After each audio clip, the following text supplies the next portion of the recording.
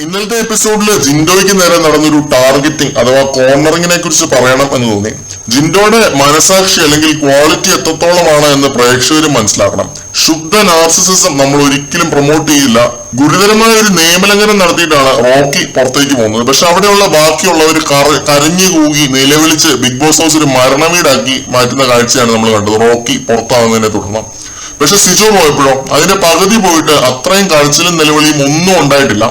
മറിച്ച് സിജോ എരന്ന് മേടിച്ച അടിയാണ് എന്ന് പലരും പറയുന്നത് കേട്ടിരുന്നു.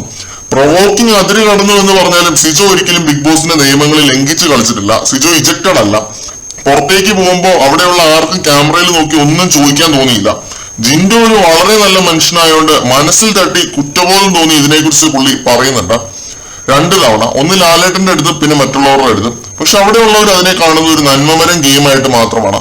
ഗബ്രി, ജാസ്മിൻ, റസ്മിൻ, നോറ പിന്നെ ഋഷി ഇവർക്ക് ആർക്കും ജിൻഡോയുടെ മനസ്സ് കാണാനായില്ല.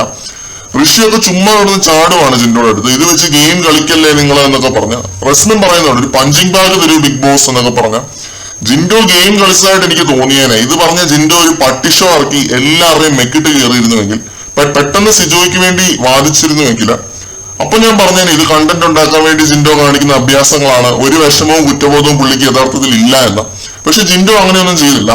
ലാലേട്ടൻ ബ്രേക്കിന് പോയ സമയത്ത് വോയിസ് താഴ്ത്തിയാണ് ഇതിനെക്കുറിച്ച് ജിൻഡോ സംസാരിക്കുന്നത്.